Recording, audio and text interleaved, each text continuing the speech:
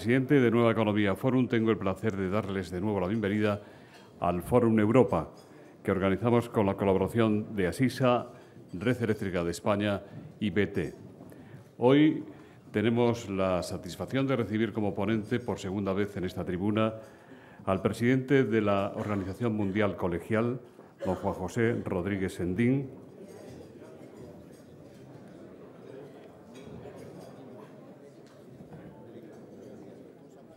médica.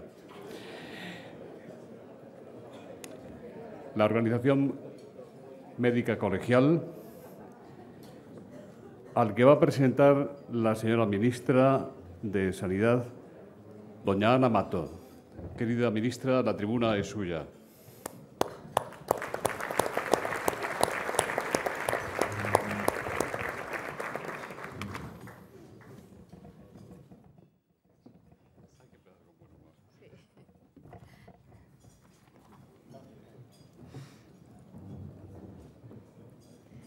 Presidente del Foro Europa, José Luis Rodríguez, presidente de la Organización Médica Mundial Colegial, estimado Juanjo, consejeros, secretaria de Estado de Servicios Sociales e Igualdad, portavoces, ministra, querido Julio, queridos presidentes de consejos, queridas amigas y amigos. Quiero, en primer lugar, agradecer al Foro Europa su amable invitación para compartir con todos ustedes esta mañana esta tribuna, que sin ninguna duda es uno de los foros independientes más importantes de intercambio de ideas y de debate en nuestro país. Es para mí, además, una gran satisfacción estar hoy aquí y especialmente en esta ocasión en la que tengo el honor de presentar a Juan José Rodríguez Sendín, presidente de la Organización Médica Colegial. Hablar de Rodríguez Sendín, del doctor Rodríguez Sendín, es hablar de uno de los nombres propios del panorama sanitario español. Un médico de vocación que lleva toda su vida comprometido con la sanidad. Juan José Rodríguez Sendín es licenciado en Medicina y en Cirugía por la Universidad de Salamanca. Posee la especialidad de Medicina Familiar y Comunitaria. Entre otras titulaciones, cuenta con un máster de Administración Sanitaria por la Escuela Nacional de Sanidad y su experiencia laboral se ha desarrollado como médico del Cuerpo Nacional de Médicos Titulares. Entre otros méritos, destaca por haber sido miembro de la Delegación Española de la Unión Europea de Médicos Generales de 1987 a 1992, fundador de la Sociedad Española de Médicos Generales y Familiar en 1988, presidente de la Sociedad Española de Medicina General de 1995 a 2001 y también es miembro de la Academia de Ciencias Médicas de Bilbao desde el año 2010. Además, el 22 de mayo del 2009 alcanzó la presidencia del máximo organismo de representación de los médicos españoles, la OMC, a la que llegó tras una larga trayectoria en los órganos colegiales. El 9 de marzo de 2013 renovó su cargo al frente de la presidencia de esta organización. Queridas amigas y amigos, desde mi llegada al Ministerio de Sanidad, Servicios Sociales e Igualdad, he tenido la oportunidad de conocer a Juanjo. Trabajador incansable, me gustó su forma de decir las cosas. Diagnóstico acompañado del tratamiento que, bajo su punto de vista, debíamos aplicar para solucionar la difícil situación por la que atravesábamos en los primeros días de enero del 2012. También tengo que decir que me sedujo su capacidad de diálogo y de compromiso, anteponiendo la salvaguarda del Sistema Nacional de Salud, que se encontraba en grave riesgo, a posiciones tácticas o a intereses coyunturales. El proceso de reformas que ha sido imprescindible llevar a cabo para garantizar la sostenibilidad del sistema sanitario nos ha brindado múltiples oportunidades para comprobarlo y para hacer posibles acuerdos en beneficio de todos. A lo largo de estos años hemos coincidido en un objetivo común: la defensa de la sanidad universal, pública, gratuita y de calidad. Gracias a las reformas emprendidas, hoy, querido Juanjo, podemos decir con orgullo que la asistencia sanitaria en España sigue siendo gratuita y, además, es más universal y más solidaria. También hemos coincidido en algo tan fundamental como es motivar y apoyar a los profesionales sanitarios, verdadera clave para garantizar la calidad de nuestro sistema sanitario y para afrontar los cambios de organización que requieren nuestras estructuras para afrontar la evolución demográfica y hacer frente al reto del envejecimiento, de la cronicidad y, por supuesto, del progreso científico y médico.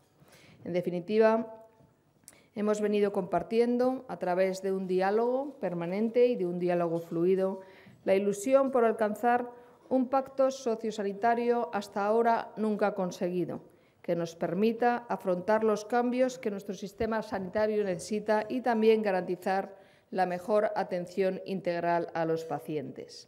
Un pacto que por primera vez hemos firmado con los profesionales sanitarios y que desde aquí vuelvo a ofrecer a todas las fuerzas políticas a las que invito a sumarse a la hoja de ruta que, junto con los médicos, los enfermeros y los farmacéuticos, hemos diseñado. Querido presidente, desde el primer día has sabido aportar propuestas constructivas a las distintas cuestiones que se han ido planteando. Has buscado el encuentro, sabiendo que lo que nos jugábamos era mucho, nada más y nada menos que la salud de todos los ciudadanos. Por eso, quiero reconocer y agradecer públicamente tu colaboración, tu compromiso y también tu lealtad, que hago extensiva a la corporación a la que representas. Queridas amigas y queridos amigos, la situación de España en el año 2014 ha cambiado. Los indicadores muestran que lo peor de la crisis ya ha pasado, pero las reformas promovidas por el Gobierno, que están dando estabilidad al sistema sanitario, tienen que consolidarse para afrontar los retos pendientes, la ordenación de los recursos humanos, la gestión clínica, la necesaria coordinación sociosanitaria y también la e-salud.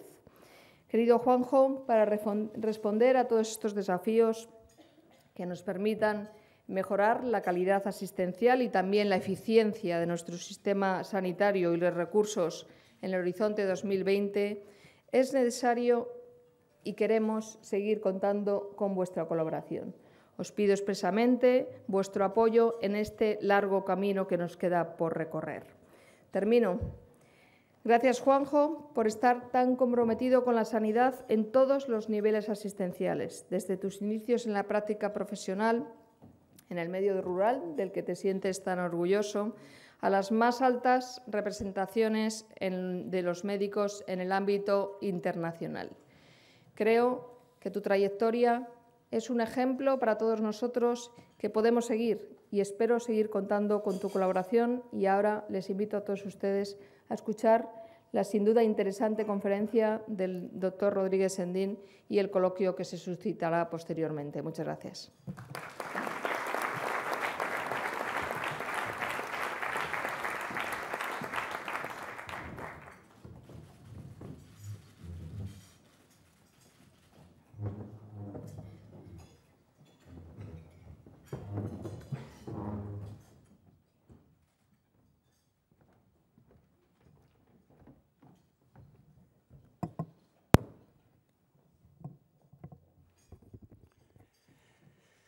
Buenos días a todos y a todas. Gracias por vuestra asistencia.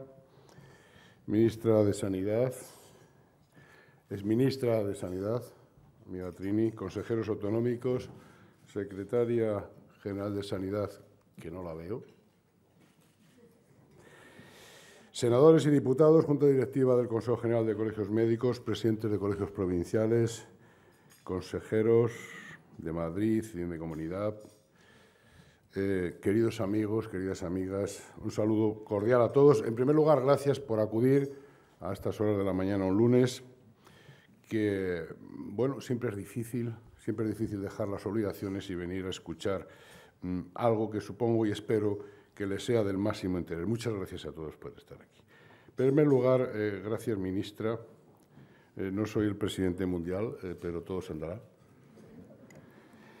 Gracias, ministra, por tus palabras, por tu afecto, gracias por tu disposición. Nada más que te llamé para pedirte que si querías presentarme, no lo dudaste. Sé que es un compromiso y que tienes que ajustar la agenda. Luego, muchas gracias de todas maneras, de corazón. Quiero agradecerte públicamente, pues, independiente de otras cosas, tu permanente disposición al diálogo. Me lo has dicho a mí, pero es verdad, yo tengo que decir lo mismo, ¿no? Y sobre todo la defensa del consenso con nosotros, ¿no? Aun cuando en determinadas ocasiones, esto hay que decirlo, no coincidía con el criterio de otro miembro de tu gobierno, del gobierno. También es verdad. Por eso quiero darte expresamente las gracias en momentos que fueron complicados. Los tiempos son complejos y las lógicas políticas no coinciden siempre con las lógicas sanitarias. Somos distintos, tenemos un papel distinto en esta sociedad, gracias a Dios, solo faltaba, ¿no? Especialmente quiero reconocer la disposición a escuchar y a confiar, a pesar de las diferencias, algunas importantes, que mantenemos y que tenemos en cuestiones importantes, a pesar de eso. Nunca he notado rechazo alguno, en otras ocasiones sí que lo he notado, cuando no se está de acuerdo, puedes notar rechazo de otros en otros momentos. Mi vida profesional en esto es muy larga y lo he notado, en tu caso nunca. Por el contrario, confiaste siempre en la posibilidad de alcanzar un acuerdo y en ocasiones me has pedido ayuda. Debo decir, como anécdota, que de las 2 veces que me has pedido ayuda, las 2 últimas veces han sido el día de Nochebuena, me acuerdo con las prótesis PIP, y el día anterior a Nochebuena, también el año pasado con el tema de las vacunas. A ver si este año por lo menos sea en los Santos Inocentes. Yo creo que cambie un poco la cosa, pero aparte de las bromas, siempre he intentado responder y voy a seguirlo haciendo como la organización a la que represento, porque no puede ser de otra manera, con absoluta lealtad. Quiero dar las gracias, aunque no la veo, especialmente a la secretaria general, a Pilar Farjas, y a sus directores generales y a los equipos con los cuales hemos discutido muchísimo, ¿no? Pero no nos hemos levantado, como mucho hemos dejado para otro día la discusión, hasta que hemos conseguido alcanzar acuerdos. Y gracias a Julio Sánchez Fierro, especialmente, porque no deja nunca un nudo sin deshacer. Se empeña y todos los nudos los deshace, y especialmente por su habilidad para poner con palabras aceptables las diferencias profundas, ¿no? Esto no es fácil. Y gracias por venir también a los consejeros de Castilla-La Mancha y de Madrid. Muchas gracias, consejeros. A los senadores y diputados, por supuesto, y a todos, ¿no? Bien, gracias al Foro de Nueva Sociedad, que me convoca en segunda ocasión, ¿no? Y a su presidente, José Luis Rodríguez, por brindarme de nuevo esta tribuna de prestigio para expresar la opinión de la Organización Médica Colegial a la que represento, porque lo que vengo a contar no es mi opinión, sino la opinión de mi organización, o por lo menos la síntesis que yo hago de ella. Y, por supuesto, a los medios de comunicación que nos permiten trasladar a la ciudadanía lo que aquí podemos contar. Hace 1 año y medio comparecí aquí, en este mismo foro, y entonces el Sistema Nacional de Salud se encontraba en una complicada situación, también lo está ahora, ¿no? Como consecuencia de las medidas adoptadas también por el Gobierno ante una crisis económica que acompañaba un déficit presupuestario de todas las administraciones públicas que obligó a tomar decisiones drásticas para redimensionar el gasto público y, por supuesto, también el sanitario, que es uno de los que más duele. Vuelvo a este foro con la intención de revisar desde la perspectiva y desde la lógica sanitaria, como he dicho, lo ocurrido en este año y medio, y especialmente revisar las luces rojas que están encendidas, aquellas que están sobre todo, y que considero que pueden estar injustificadas o que son evitables. Era necesario poner en marcha 3 procesos, lo que yo llamo 3 R's, una de recortes, había que recortar, la palabra duele, se intenta evitar, reformas y cambios en las reglas del juego, regenerar las reglas del juego que nos otorgamos. Para hacer frente a la adversa situación económica y porque no había tiempo para hacerlo de otra manera, se tomaron medidas sin consultar ni debatir con los agentes sociales y los profesionales. En consecuencia, se tuvo que actuar probablemente a golpe de decreto tanto por parte de las administraciones del Estado como de las comunidades autónomas. El problema es que hoy, ya pasa mucho tiempo, algunas comunidades, no todas, pero algunas sí, se sigue haciendo lo mismo. De forma reiterada y a pesar del tiempo pasado se sigue recortando, las reformas son muy lentas y como mucho se escriben en el aire o en papel térmico.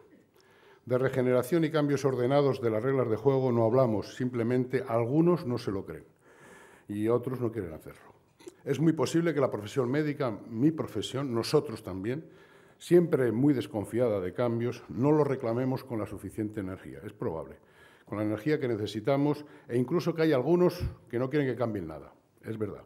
pero los ritmos son muy lentos, hay que reconocerlo, y no observamos con carácter general ni entusiasmo en los responsables políticos y, desde luego, escasa o nula disponibilidad en los cargos intermedios.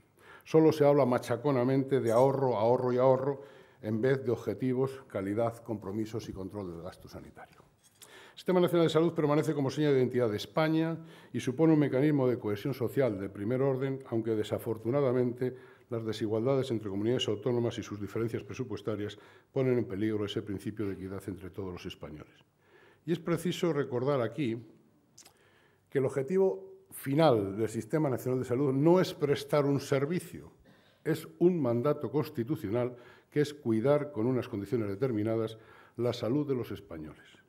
Las reformas llevadas a cabo en materia de salud, las que ha habido, y en particular la implantación de modelos de gestión público-privada de servicios sociosanitarios, no ha demostrado ser más eficiente ni reducir los costes totales de provisión. Y aquí, volviendo a echar mano de la Constitución, cabe recordar el principio constitucional de seguridad jurídica de la interdicción de la arbitrariedad. Los médicos no somos juristas, pero nos fijamos mucho. Y tenemos la percepción de niveles crecientes de inseguridad jurídica y aumento de decisiones arbitrarias que provocan pérdida de confianza en las administraciones y con ellas también en nuestras instituciones con las que les representamos cuando no somos capaces de frenar esa deriva desde la racionalidad y el diálogo, únicas herramientas legítimas a nuestro alcance. Y esa sensación tuvieron muchos profesionales con el Real Decreto Ley de 16 del 2012, cuando dibujó un cambio de modelo que se desarrolló en otro Real Decreto por el que se regulaba la condición de asegurado y beneficiario a efectos de la asistencia sanitaria en España con cargo a los fondos públicos. Con lo cual, nos hemos manifestado y nos manifestamos en desacuerdo, y en la OMC pactaremos lo que haya que pactar, pero rechazamos este cambio. Y vuelven a tener los médicos sensación de inseguridad cuando, dependiendo de cada comunidad autónoma, se aplican diferentes formas de jubilación a los 65 años, por ejemplo, o cuando las plazas vacantes no son repuestas ni se sustituye por enfermedad o vacaciones, o cuando aparecen contratos del 50 al 75%, junto con situaciones de abuso para poder mantener la habilidad dentro de la profesión. Todo ello repercute en la asistencia sanitaria y, en especial, en las listas de espera. Un pacto sanitario, que más adelante comentaré, permitiría una política honesta de austeridad a todos sin necesidad de maquillajes. Todo lo contrario, precisamos transparencia, decir las cosas como son a los ciudadanos, vigilar que los servicios no se deterioren y actuar tempranamente cuando haya señales de alarma. Otra medida adoptada fueron los copagos, aunque el copago farmacéutico, lo quiero dejar claro, a mí me parece más justo que el que teníamos antes, tiene que modularse urgentemente para evitar la exclusión, especialmente en familias con uno o varios enfermos crónicos. El techo de aportación que juiciosamente se ha puesto a los pensionistas debe extenderse a cualquier ciudadano para que enfermedades con costes importantes de medicación no pongan en peligro el tratamiento de ningún paciente. El cambio de modelo afectó de lleno y de manera especial a la asistencia a los residentes en situación irregular. Aquello produjo un movimiento médico dispuestos siempre a atender a todo tipo de pacientes, independientemente de su situación administrativa, que provocó el compromiso formal de la ministra de Sanidad, que te agradecemos, que le hemos agradecido reiteradamente, de respetar las actuaciones profesionales de los médicos basadas en el cumplimiento de sus deberes deontológicos de atención a cualquier paciente que lo necesite. Pero, ministra, no es suficiente para la gente.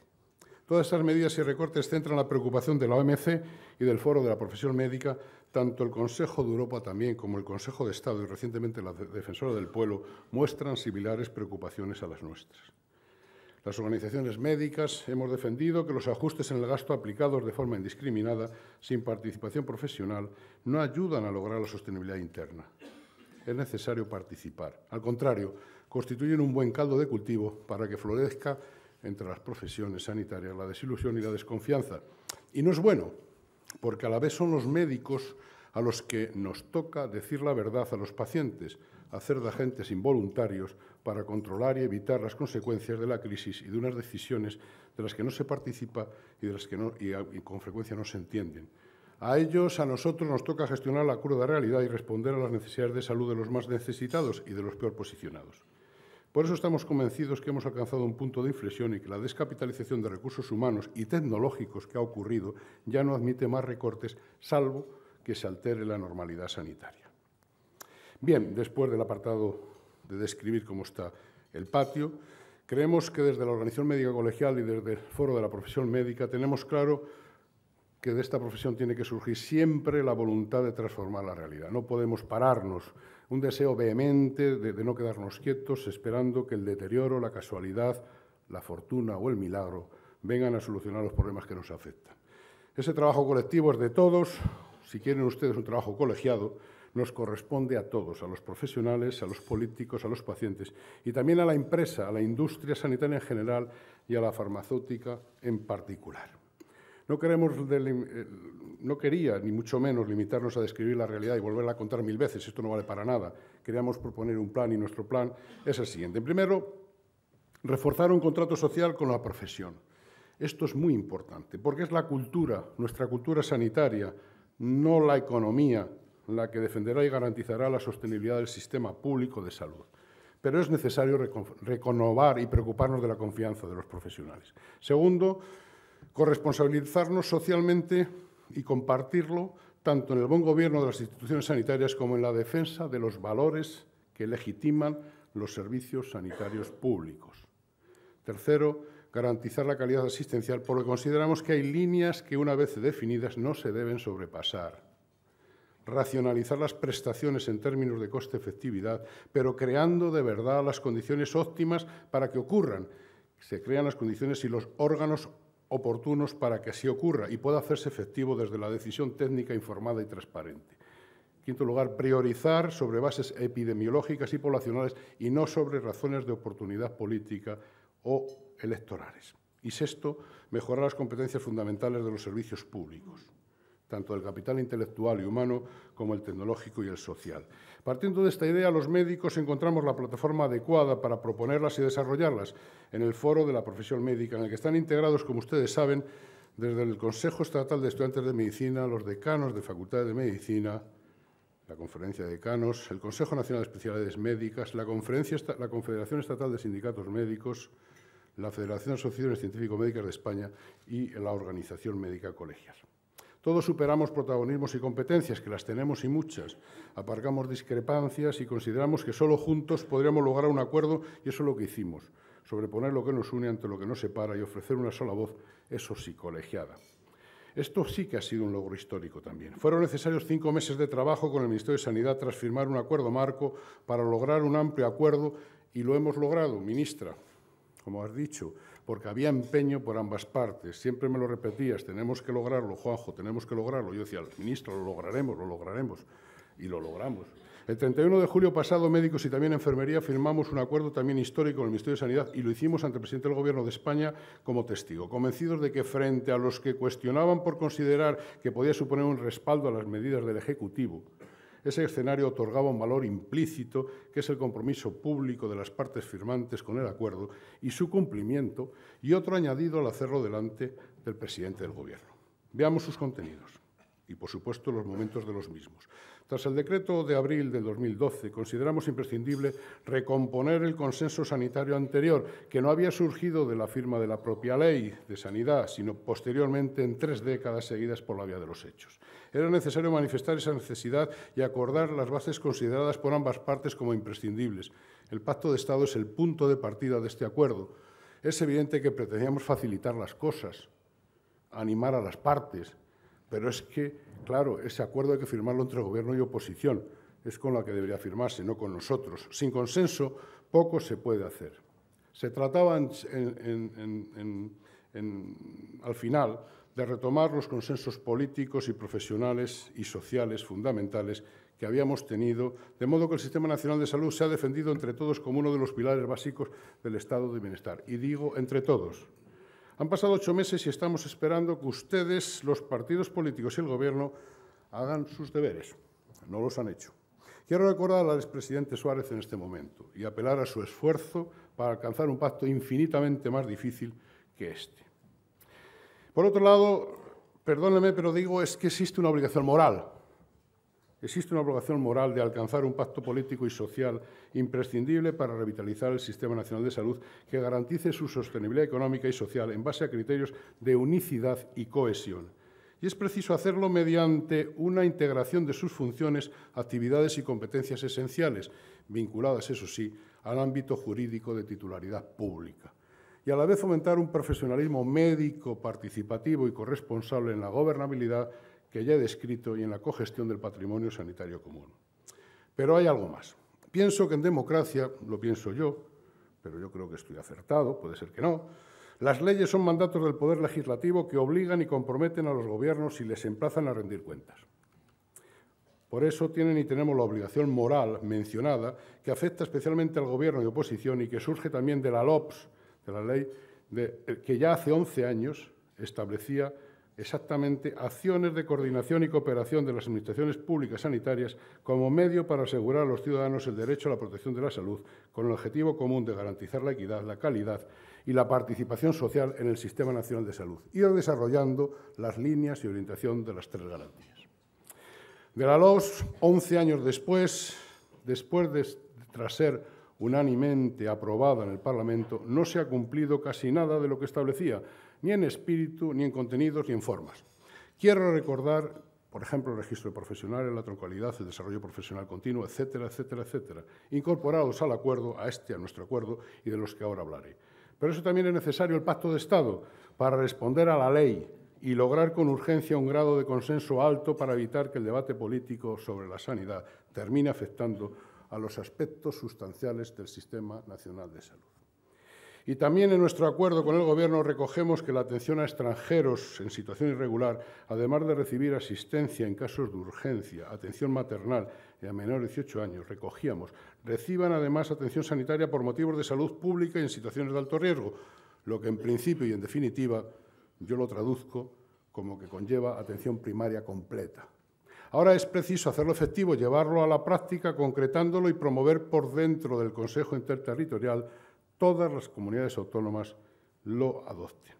El foro ofrecerá, tras su próxima reunión esta semana, una propuesta detallada al respecto para su concreción y desarrollo, por aquello de que si el trabajo postergado de la subcomisión específica del Congreso de los Diputados no llegara a buen puerto.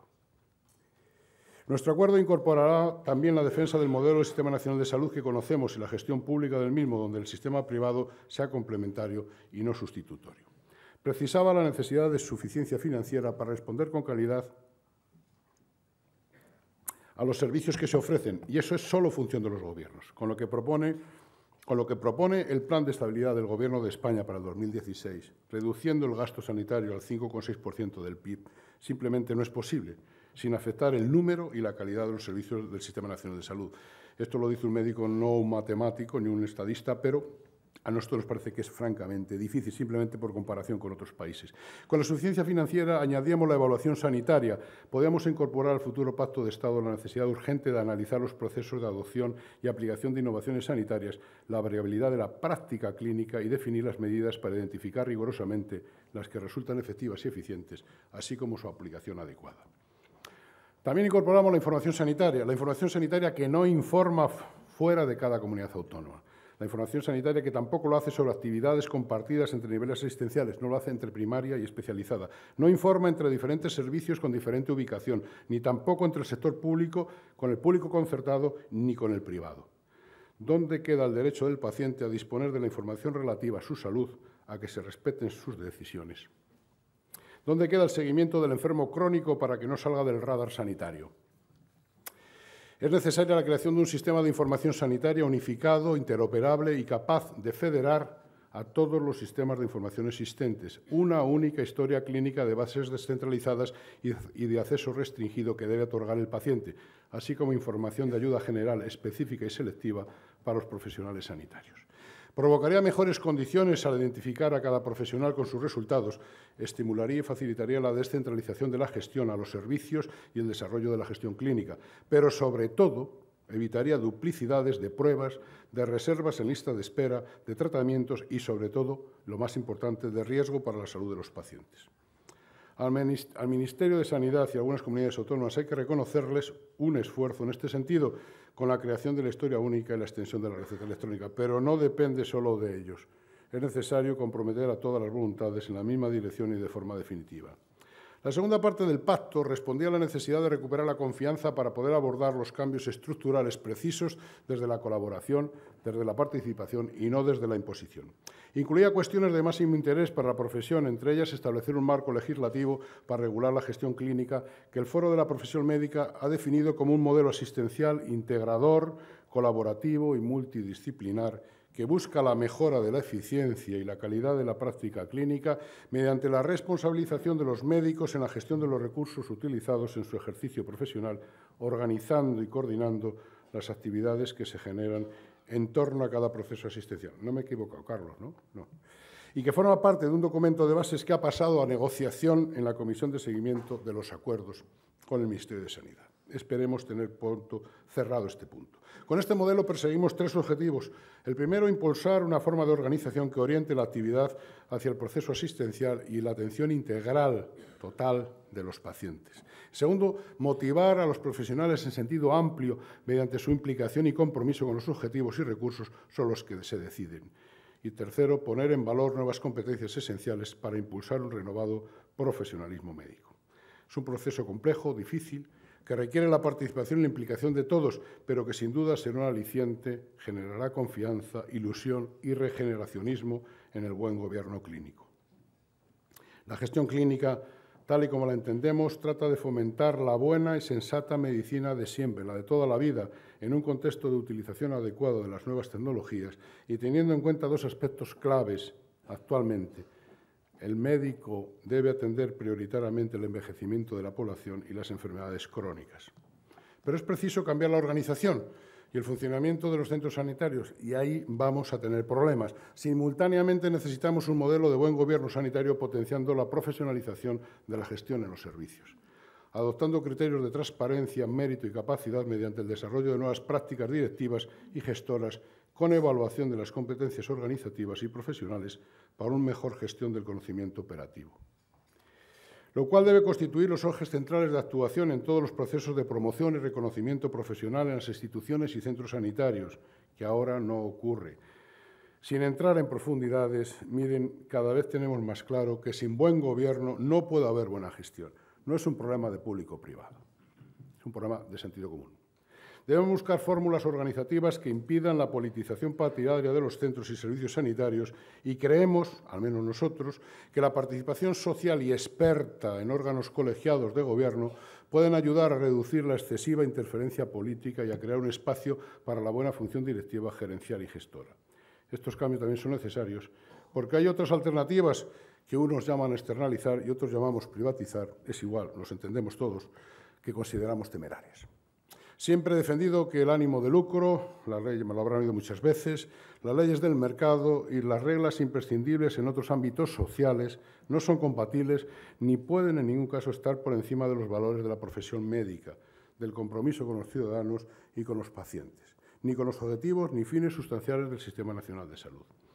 Los médicos no podemos estar de acuerdo con mercantilizar la enfermedad y el sufrimiento de la gente. Y decir esto no es negar el papel de la iniciativa privada en la sanidad, pero hay que indicar que el lucro de aquellas empresas privadas sanitarias que lo tienen, algunas no, ofrece condicionantes que no tienen otros bienes o servicios. Los médicos sabemos muy bien que el interés comercial puede condicionarnos, dirigir y viciar la libre decisión de los pacientes y, por supuesto, la nuestra.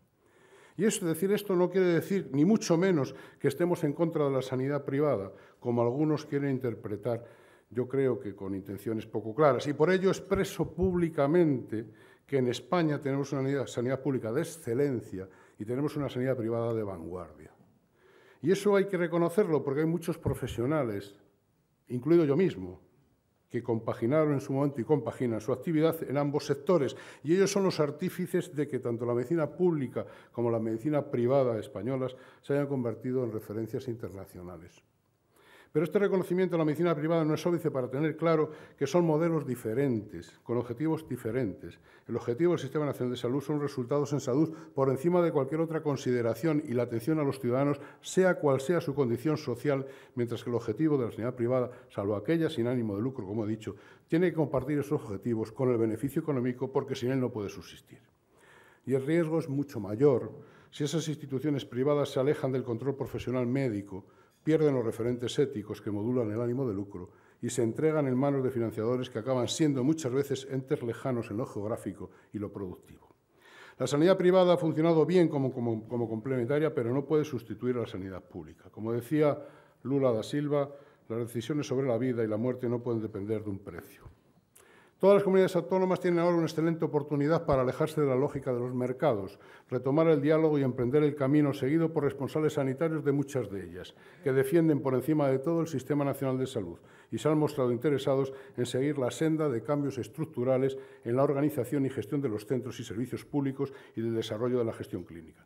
Nosotros, desde aquí, ofrecemos a todas nuestra ayuda incondicional y comprometida, con idéntica lealtad con la que hemos ofrecido al Gobierno de España. Y no nos importan riesgos que sirvan para cubrir objetivos. El acuerdo del Foro de la Profesión Médica del Ministerio de Sanidad incluye también la corrección de los efectos del Real Decreto Ley 16/2012 para profesionales de APDs y de zona, que ha mantenido en tensión innecesariamente durante más de un año a un gran número de médicos y enfermeros, todos ellos en el final de su vida profesional. Otras cuestiones que abordaban los acuerdos de máximo interés para los médicos son el desarrollo profesional continuo, la troncalidad y el registro de profesionales sanitarios, cuyo último fin es la mejor calidad asistencial. También van a tener cumplida respuesta con estos acuerdos. Valoramos mucho la reciente iniciativa del Ministerio de Sanidad sobre el desarrollo profesional como una decisión muy oportuna por el momento y relevante por la trascendencia. Oportuna porque Europa, tanto desde el Parlamento Europeo como desde las asociaciones profesionales como la Unión Europea de Médicos Especialistas, demanda profesionales contrastados, validados, que tengan las oportunas credenciales para que la movilidad transfronteriza de profesionales sea segura y de calidad. Irrelevante, porque la ciudadanía europea, y no menos la española, exige garantías de calidad a todos los niveles y no es la excepción la asistencia sanitaria, en la que la actividad de los profesionales es un elemento fundamental. La licencia para ejercer la profesión como la medicina, cuyos conocimientos y terapéuticas se desarrollan y avanzan exponencialmente, no puede ser como un título nobiliario que se cuelga en la pared, sino que habrá que validar de forma periódica. Pues bien, el Ministerio de Sanidad, entre otras cosas, ofrece una propuesta que no hace más que confirmar la apuesta del Consejo General de Colegios Oficiales de Médicos y del Foro por el programa de validación periódica de la colegiación que integra todas y cada una de las propuestas de desarrollo profesional y coincide con nuestro planteamiento. No es momento de establecer una competición entre programas paralelos de unos u otros, sino de establecer, como siempre, sinergias leales entre instituciones, especialmente entre las instituciones que tenemos responsabilidades compartidas, como es la regulación de la profesión. Esperamos que tanto la troncalidad como el registro vean pronto la luz, mejor antes que después, y cumplan con las expectativas formuladas en los acuerdos, ministra. Al igual que esto, la semana pasada, con su aprobación y publicación, podemos celebrar uno de los contenidos que más nos costó negociar y lograr su acuerdo. Julio. Me refiero a la creación por ley del Foro de las Profesiones Sanitarias. Por fin hemos visto su publicación y lo celebramos de todas maneras, yo creo, como un gran logro. Yo creo que la profesión llevaba mucho tiempo pretendiendo algo parecido, ¿no? Me parece oportuno mencionar que nos preocupa a los profesionales sanitarios mucho la Ley de Servicios Profesionales. Creemos que tiene un retraso que no acabamos de entender. Coincidimos en valorar muy positivamente el texto de la misma, aunque nos gustaría que incorporara a las propuestas del Consejo de Estado, lo que te ruego, ministra, que traslades al Ministerio de Economía, tanto una cosa como la otra. Celebramos el texto de la ley y la perfección no existe, pero siempre se debe pretender. Aunque lo celebramos, traslada la valoración muy positiva que hacemos del texto de la misma. Como digo, nos gustaría que se incorporaran las propuestas que hace el Consejo de Estado. El compromiso de todas las organizaciones integradas en el foro es garantizar una formación de calidad para nuestros futuros médicos, porque consideramos que es una tarea trascendente y de la que hay que rendir cuentas a la sociedad. Medicina, lo saben ustedes, es una carrera universitaria muy larga, son 6 años y 5, de momento, de formación especializada, necesarias para ejercer como médicos en España y fuera de España, en el ámbito europeo al menos. Tenemos 49 especialidades médicas, cuyos profesionales no los podemos cambiar unos con otros, no son intercambiables como los cromos, debiendo estar ajustada su distribución, además, a los territorios, a las áreas de salud y a nuestros servicios hospitalarios y de primaria, y, por supuesto, a las necesidades de la población. La sanidad pública ha perdido en 2 años en hospitales y centros de salud 18.544 trabajadores, según los datos del Registro Central de Personal de las Administraciones Públicas del Ministerio de Hacienda. Se había producido antes de la crisis, en contra de nuestros criterios y estimaciones, un incremento de plazas en el número de estudiantes de medicina, llegando a los 7.000 al año, mientras las plazas MIR ofertadas son 1.000 menos. Echen ustedes la cuenta. Y uno se pregunta, ¿qué va a pasar con esos 1.000 licenciados anuales que, aunque fueran todos excelentes, no caben en el número de formación especializada que se hace en España? ¿Dónde van a trabajar, ni en España ni en Europa, sin especialidad? Es claro que llegar a la situación de hace algo más de 2 décadas, con más de 20.000 médicos parados, no es difícil de imaginar a medio plazo. Hay un escenario que viene a temperar esas previsiones. En el 2013, la Organización Médica Colegial ha expedido más de 3.500 certificados de idoneidad para salir fuera de España, de los que más del 95% salen a buscar trabajo. Y hasta el 15 de marzo pasado, es decir, hasta antes de ayer, hemos hecho 800 en menos de 3 meses. Más de 7.000 médicos han buscado trabajo fuera de España en los últimos 3 años.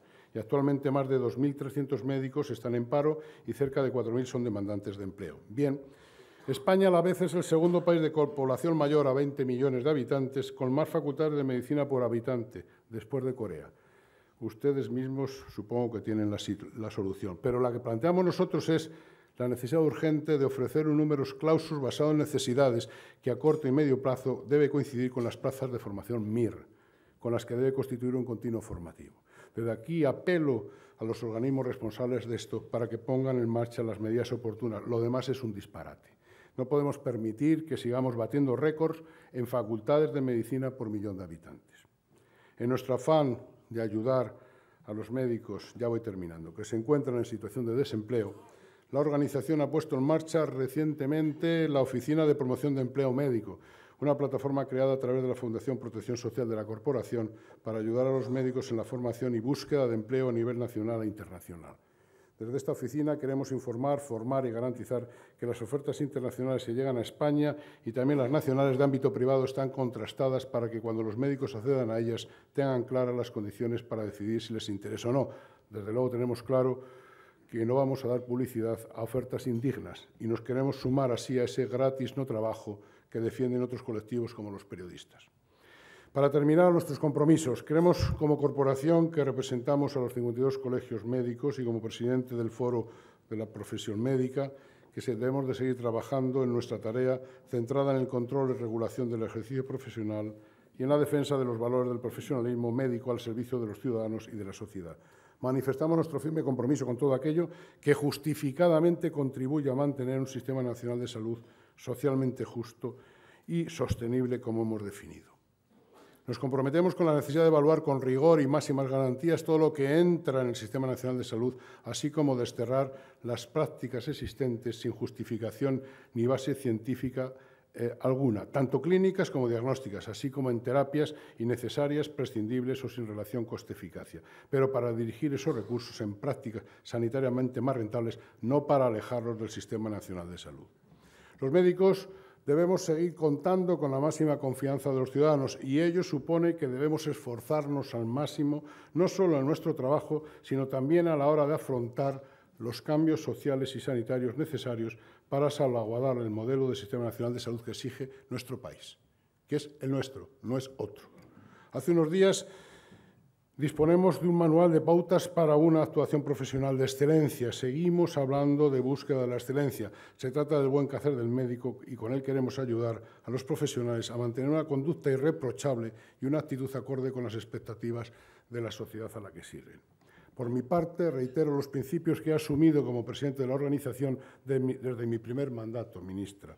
Y ahora en este segundo, que no son otros de que compromiso, responsabilidad, transparencia y consenso colegiado con mis compañeros, el máximo que puedo obtener.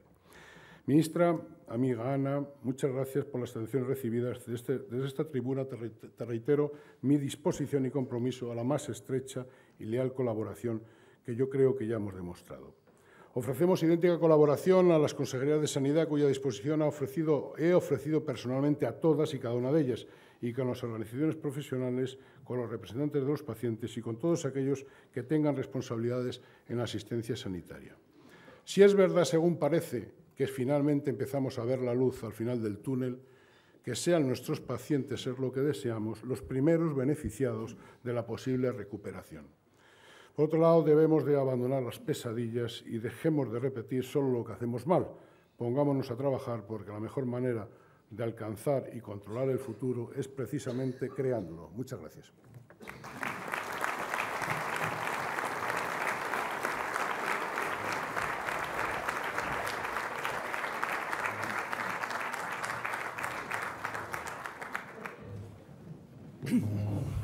Muchas gracias, señora ministra. Muchas gracias, presidente.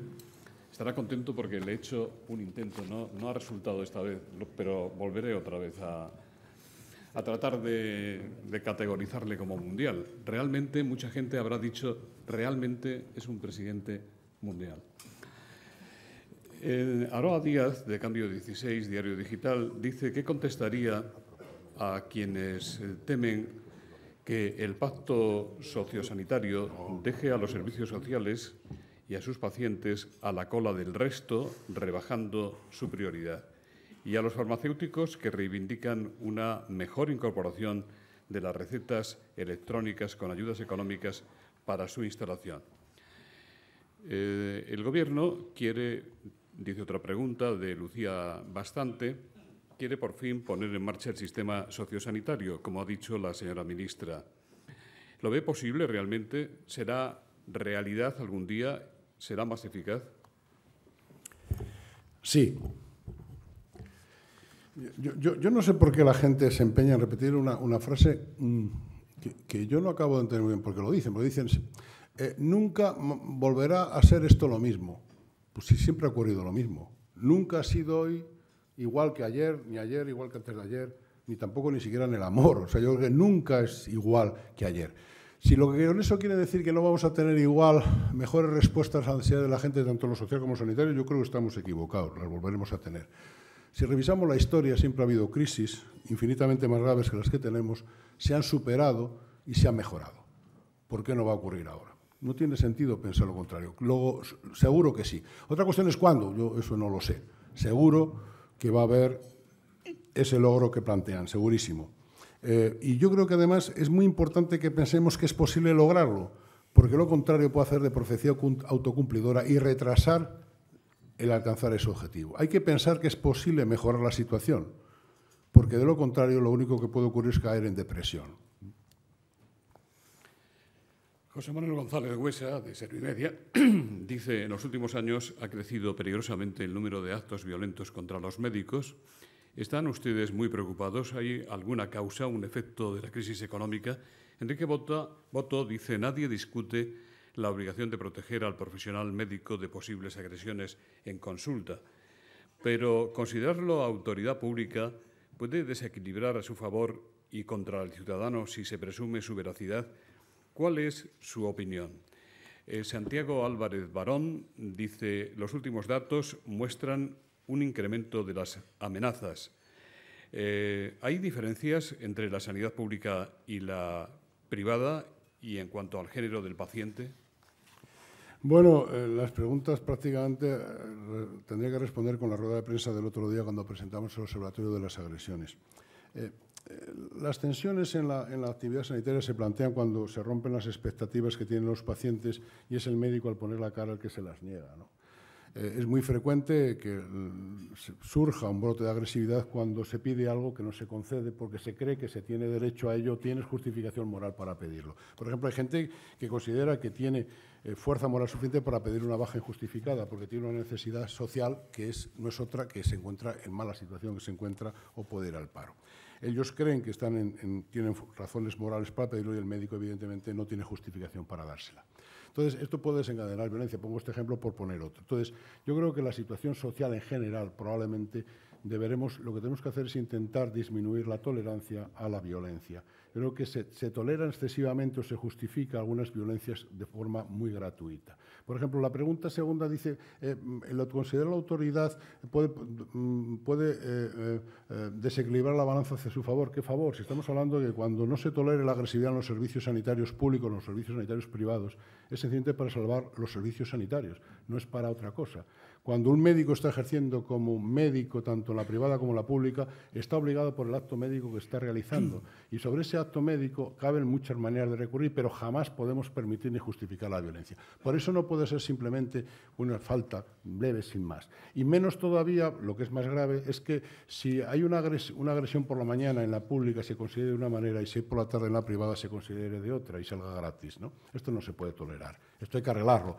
¿Qué ha avanzado desde hace 4 o 5 años que tenemos el observatorio? Hombre, hay una sensibilización muchísimo mayor. No hemos conseguido la homogeneidad en la respuesta de todas las comunidades autónomas, ni tampoco en toda la judicatura, pero evidentemente ha mejorado muchísimo en toda la sensibilidad, tanto desde la Defensora del Pueblo, que el otro día nos lo manifestaba, como el Consejo General del Poder Judicial, como la Fiscalía General del Estado y como muchos jueces y fiscales que en este momento son muy sensibles y sobre todo tienen en cuenta que no se puede permitir que se agreda a los servicios sanitarios públicos, es a quien se agrede, y también de paso a los ciudadanos que están esperando ser servidos por ello. Yo creo que el tema ha mejorado, pero vivimos en la sociedad que vivimos y lo que tenemos que lograr es intentar que la tolerancia a la violencia en cualquier caso sea cero, ¿no? El informe de la OMC sobre la reforma de la ley del aborto arranca con una mención del Código Deontológico que señala que es una defensa incondicionada de la vida humana y usted mismo ha dicho alguna vez que eso es lo que corresponde a los médicos. Antonio Castro le pregunta, ¿no cree que el texto se pliega luego a la ley de Zapatero y a sus previsiones eugenésicas? ¿Cómo creen que va a quedar la ley del aborto tras su informe? ¿Cree que habrá modificaciones sustanciales? ¿Qué harán desde los colegios de médicos si se aprueba tal y como está redactada ahora la ley, el proyecto de ley? Bueno, nosotros lo primero que tenemos que hacer es respetar la ley, siempre, y después hacerla compatible con nuestros valores. Los valores en la profesión médica no son uniformes, hay algunos que son sustanciales, pero tenemos necesariamente que ajustarlo a la ley. Por otro lado, tenemos también que ajustarlos a la múltiple y variada forma de pensar que tienen los propios profesionales médicos. La primera lo solucionamos con la objeción de conciencia para aquellos que no puedan cumplir con la ley y con los mandatos que la ley les obliga. Y después, entre nosotros, tenemos el consenso debido para obtener las fórmulas precisas. Y nosotros lo que hemos hecho, no hemos valorado ni positiva ni negativamente la ley de nadie. Nosotros hemos constatado hechos. A la ley anterior la criticamos aquellos aspectos que nos parecían negativos, que deberían ser mejorados. Y a esta la criticamos exactamente lo mismo, sin entrar a decidir si debe ser así o asao. Nosotros lo que decimos es que no nos parece adecuado que 2 médicos deban de considerar o aventurar en un futuro qué va a pasar con la salud de una mujer que desea abortar. Esto es lo que hemos dicho. Hemos dicho también que debemos de definir cuáles son malformaciones fetales graves, no dejarlo ahí, para conocerlas, y las malformaciones fetales graves abordarlas directamente, no esperar a argumentos o a vías articuladas alternativas para tenerlo que afrontar. Y también decimos que se debe promocionar y defender la maternidad responsable y además proteger a las familias que tienen hijos con deficiencias. Todo eso lo decimos. Lo que hacemos es analizar hechos. Las consecuencias que se desprenden de esos hechos, cada uno que las considere como quiera. Y todo eso lo tenemos que hacer en un marco donde, como he dicho, el mandato primero es defender la vida, pero este mandato primero y estos valores tenemos que hacer compatibles con otros valores que existen en nuestra sociedad, que no es una sociedad uniforme. Y esto es extremadamente complejo. Tenemos que intentar buscar fórmulas que nos permitan convivir a todos, que no den la victoria a nadie sobre nadie, que cada uno pueda optar libremente por lo que crea más acorde y, por supuesto, siempre dentro del marco de la ley. La reciente crisis en la sanidad pública madrileña, aparte de cobrarse la pieza del consejero Fernández Laschetti, ha puesto en entredicho la colaboración público-privada, que es una tendencia prácticamente universal.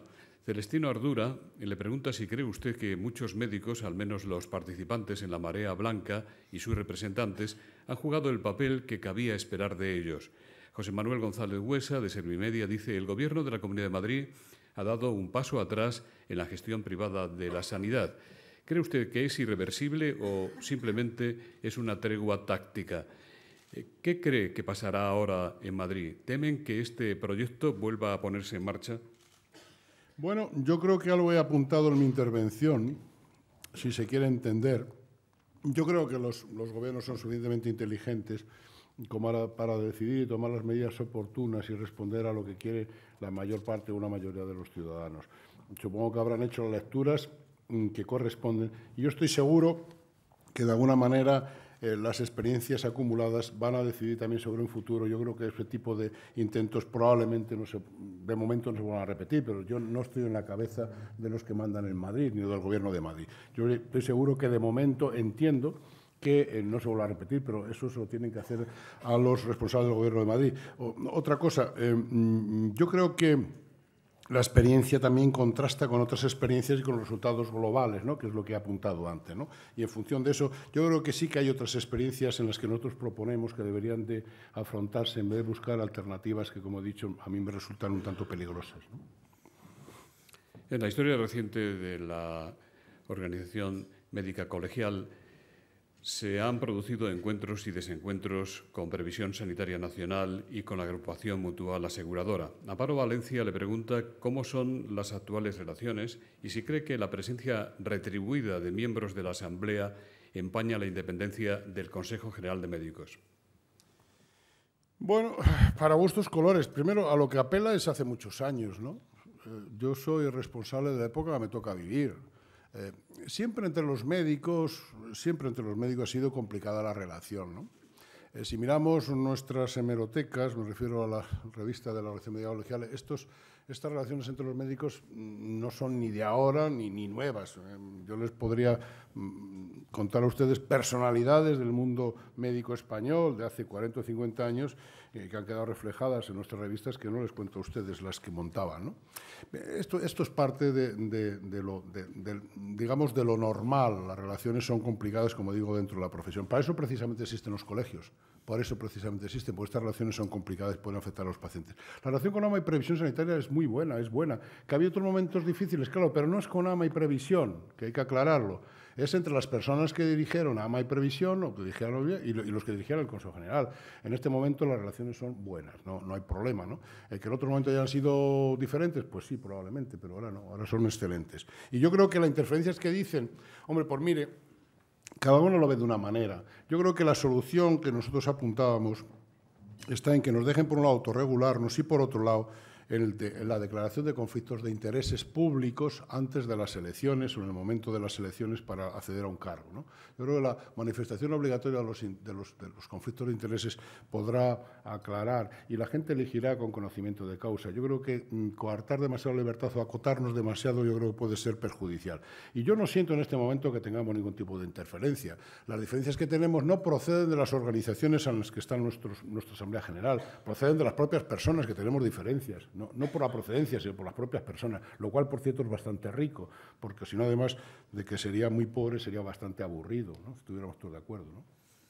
Carlos Cortina le pregunta, la sanidad está transferida, ¿qué posibilidades reales tienen el Ministerio y, en particular, la ministra de marcar líneas rojas en materia de seguridad jurídica, tema al que usted se ha referido en su discurso principal? Yo creo que el Ministerio de Sanidad tiene un papel fundamental. Para aquellos que dicen que no tiene papel, bueno, cada uno piensa lo que quiera, yo creo que tiene un papel absolutamente fundamental como elemento clave para coordinar. Pero es que no es posible coordinar si a 16 partes, bueno, con el Ministerio 17 no se quieren coordinar. Pero eso no impide para nada que exista el papel fundamental que tienen. Y claro que es posible, ¿no? Por supuesto que es posible. Y los papeles que tienen son extremadamente relevantes, como se demuestra en la cantidad de cuestiones de momento que están encima de la mesa, las que tiene abiertas el Ministerio y las que tiene abierta, por ejemplo, el Consejo Asesor, que, por cierto, se ha dicho de paso, desde aquí ya le digo a Julio que me deje de dar tanto trabajo porque no llego. Porque es mucho trabajo, que es verdad. Entonces, hay mucho trabajo que hacer, luego es muy importante el papel que se tiene y los problemas que hay que resolver. Luego, papel tenemos todo, otra cosa es la trascendencia del mismo. Yo creo que quizá, siempre se ha dicho, ¿no?, que quizá los acuerdos, que parece que hay niveles altos de acuerdo en el Consejo Interterritorial, cuando están reunidos, sean trascendentes y se cumplan de hecho dentro de las comunidades autónomas. Pero he mencionado la LOPS, a la que se llegó por acuerdo, no sé si del 100%, pero del 99% o mucho por ciento, ¿no?, dentro del Congreso de los Diputados, y sin embargo está sin cumplir. Parece que es, bueno, una forma de ser que tenemos los españoles, que hacemos las cosas y luego las respetamos todos, ¿no? Todos, ¿no? En el informe de la Comisión de Expertos sobre la Reforma Fiscal se propone que se fomente el copago de los servicios sanitarios. Antonio San Juan le pregunta qué le parece a usted esto y si han hablado con la ministra sobre este tema. Sí, yo, no solamente por experiencia de lo que ha ocurrido en Portugal y lo que me cuentan los compañeros portugueses, yo nunca pondría un copago por ir al médico, en cualquiera de los casos, nunca. Pero claro, supongo que hay más opiniones. Nunca lo pondría en ningún caso. Lo pondría, pero no sería copago, sería pago, porque se utilicen mal los servicios, que es otra cosa. También nos multan por ir por la carretera cuando nos pasamos el 120. Que es otra historia. Cuando la gente no se retira la lista de espera aunque haya sido atendido, cuando duplica intencionadamente la lista de espera y ni se preocupa de retirarse y ocupa espacio, cuando no va a recoger las pruebas diagnósticas, cuando va a urgencias y no ha ido a su centro de salud. Y esto es para pensárselo. Y que no suponga esto ningún tipo de escándalo ni se malinterprete. Esto sería para pensárselo. Pero sería por mal uso, nunca por la necesidad de ir al médico. Jamás lo haría yo eso. E incluso aquellos que van mucho, porque la gente va al médico y que va mucho porque tiene miedo, porque es mayor y tiene miedo, y porque cree que ir al médico le va a retrasar el momento final de su vida. Entonces, esto, bueno, como uno se va haciendo cada vez más mayor, entiendo que lo mismo nos puede dar a cualquiera de nosotros. El miedo es una cosa terrible, ¿no? Y por eso va la gente al médico también, porque tiene miedo. Y por eso no se puede cobrar. Eso no es mal uso, eso es miedo. Pero, sin embargo, sí que hay malos usos y no nos hemos preocupado de reconducirlos. Y en España se reconducen las cosas de cierta manera, que se lo digan a los de tráfico con el carnet por puntos, ¿no? Entonces, esa sería mi opinión, pero en el caso de copago por asistir, nunca. Eso del carnet por puntos no sé si sería una buena idea, pero bueno. Yo no he dicho nada, yo he puesto una comparación. Castorina Fernández le pregunta si están al día los colegios catalanes en el pago de las cuotas del Consejo y de sus fundaciones, y si hay otros colegios morosos. Bueno, esto ha sido en la historia de la organización, lo vemos en otros ámbitos de la vida social. Si es difícil poner de acuerdo incluso a los consejeros del mismo partido de cualquier ámbito, bien sea sanidad o pues imagínense los 52 colegios. Siempre ha habido problemas y siempre los españoles cogemos la calle del medio. Pues no pago. Bueno, esto ahora mismo no ocurre. Es una de las cuestiones. Yo creo que es que hemos tenido mucha suerte, yo creo que es también la suerte, en que hemos conseguido acabar con con los que no querían pagar, con los que se quedaban con la parte que le tocaba al Consejo General. Yo creo que hemos acabado con esto y ahora, al contrario, podemos celebrar que todos están al día. Bueno, puede haber un pequeño retraso, pero todos están al día. Y en las fundaciones lo que tenemos algunas diferencias en interpretaciones, que podemos resolverlas de una santa vez si sale la dichosa ley de servicios y nos deja claro que podemos utilizar como obligatorio o no, dentro de la obligatoriedad que entra y que no sale. Pero no tenemos grandes problemas en este momento como tuvimos en tiempos pasados con los morosos en el pago. Por cierto, debe ser un problema nacional esto de no pagar, ¿no? Pero bueno, en nuestro caso ahora mismo no es el problema, ¿no? Ni mucho menos. Hemos hecho lo mismo que las administraciones públicas sanitarias. Han pagado religiosamente lo que debían, o casi todas, ¿no? Qué suerte. Francisco José Fernández, de Diario Médico y Colegio Farmacéutico, dice, ante el reto de la cronicidad, cree que hay que reforzar la capacidad resolutiva de la primaria. Hay que potenciar también la colaboración interdisciplinar con mayor intervención de profesionales como enfermeros y farmacéuticos. Mire, yo creo que ahí está la clave, pero probablemente, no sé yo si yo tengo algún vicio porque pertenezco a primaria. Yo creo que ahí está la clave. Hemos tenido siempre de forma crónica un problema gravísimo. Los médicos de primaria se relacionan con los especialistas por unos papelitos que se mandan. Pueden estar 30 años relacionándose con esos papelitos y no se conocen. Y encima la historia clínica, ya les he contado la información, está el patio como está. Esto no es una buena situación. Es decir, no se conocen y no pueden colaborar junto a aquellos que no se conocen. Yo creo que la solución está en reforzar la primaria, creo que sí. Sin embargo, la tendencia, por mucho que digamos esto, es rigurosamente al contrario. La primaria está perdiendo progresivamente parte del poder que otorga el reparto económico del gasto sanitario, ¿no? Entonces, yo creo que esto habría que replanteárselo, concretar claramente qué servicios esperan ellas, no dejarlo abierto, concretarlos, exigirlos, por supuesto, y crear las mejores condiciones para que los puedan ejercer, ¿no?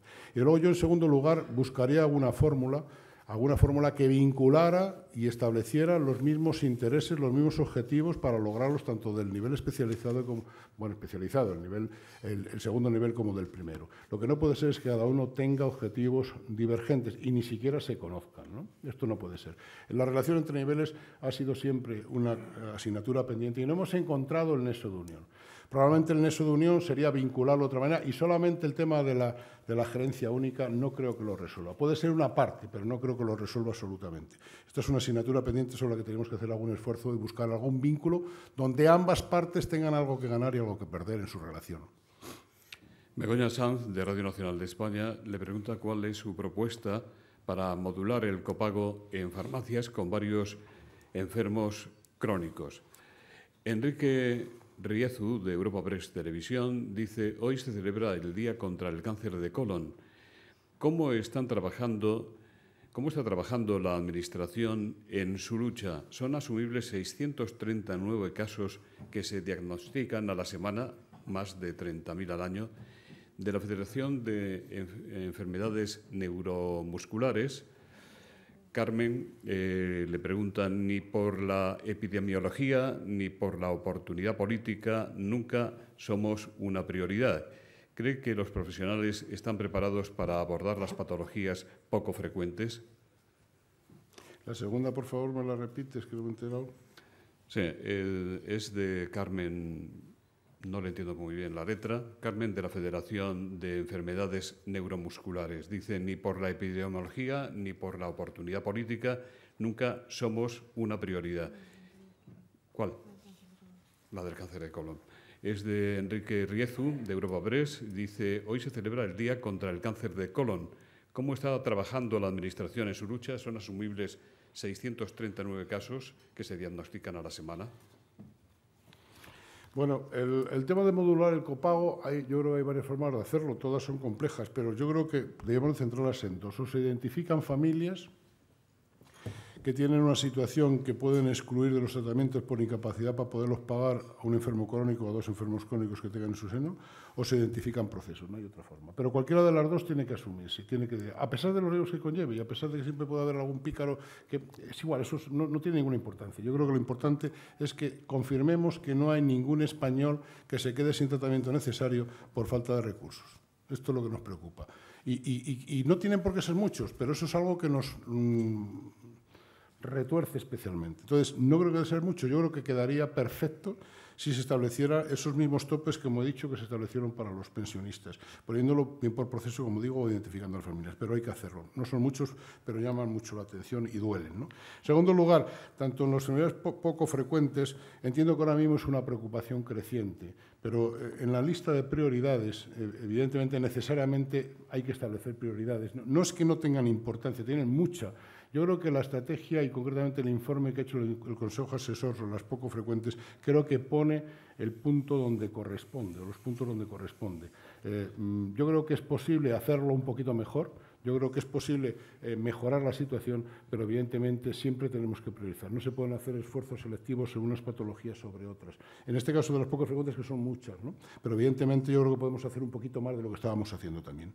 Y respecto al otro, evidentemente yo creo que la política que ha decidido el Ministerio de Sanidad, y hoy toca esto, yo creo que ha sido absolutamente correcta. Yo creo que es correcta y también avanzamos en ese sentido bastante, la identificación del cáncer de colon de forma precoz y en la sensibilización de la población en que se hagan las pruebas precisas lo antes posible, ¿no?